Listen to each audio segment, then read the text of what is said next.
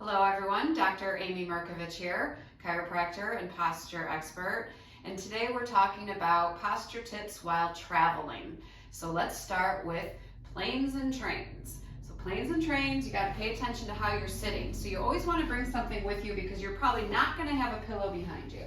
Some air flights you still get a pillow, but not too often anymore. So what I always do is I bring some kind of pillow, or even better because it's easier is something this size, but a pashmina scarf I'll bring, and I will tie it around my bag handle. So when I get to the plane seat, I just take it off and I immediately put it behind the small of my back.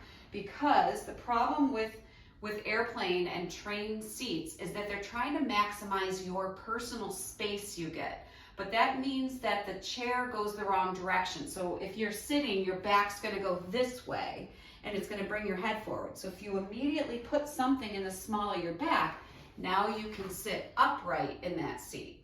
And the other thing then on planes and trains is make sure you're using those neck pillows if you're going to fall asleep. That way you're more likely to keep your head upright when you're sitting in that seat if you do fall asleep. You don't want your head down like this for hours. Those neck pillows work great. So planes and trains, something behind your back, a little scarf, bring a small pillow, stuff a sweatshirt in there, anything. And then neck pillows if you're going to sleep.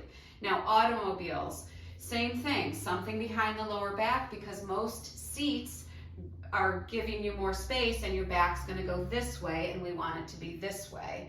And then the other tip in a car is to pay attention to the headrest, because headrests sometimes are pushing your head forward. So you might need to move it up or down. I've heard some tips say to turn it around so it's not tilting your head forward. But the important thing about a headrest for it to save your life potentially is you don't want it too low, because if it's too low, your head's gonna escalate, or it'll kind of like slide over it, and it'll make it so that you're putting your cervical spine and your spinal cord at risk. So the whole point of a headrest is to stop your head. So it's going to hit the headrest and then your head will bounce forward. So that is a whiplash injury, but that's still better than it escalating over the top of the headrest that's too low. Okay, so in automobiles, pay attention to something behind your lower back and pay attention to the height of the headrest. And again, with any sitting, you always want to lean back with your upper back, not your lower back. So your shoulder blades can touch the seat, but you don't want your lower back to go this way to touch the seat.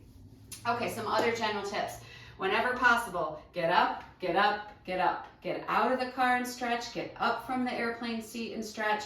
One thing I'll do when nobody really knows I'm doing anything is I will just balance on one foot and I'll try to stand really tall so I can feel a lot of muscles working. It's good for my posture. It just, gives me a break. It's a mental activity. It's just a lot of good stuff for taking a break. And I'll just obviously do both sides. Another is just arms overhead and just lean each way. You don't look too weird. No one knows you're doing anything. Do a stretch break. Just do this real quick. So you can do some stretch breaks without making yourself feel like, you're rolling out the yoga mat in the middle of the airport. And now bags. So you want things in your hand over shoulder. So first and foremost, if you're carrying a heavy bag, it's better to have it in your hand than strapped and pulling the shoulder, or you're holding it up this way. But use your tools. So roller bags, yes. Backpacks, use backpacks for airport carry-ons, because then you can put it on your back and you can go for a walk, you can swing your arms, and you're not encumbered by any heavy weights or things that you're having to sling over your shoulder and then run through an airport. It's much easier if you have the backpack on and you're running through the airport, or you're pulling your small carry-on.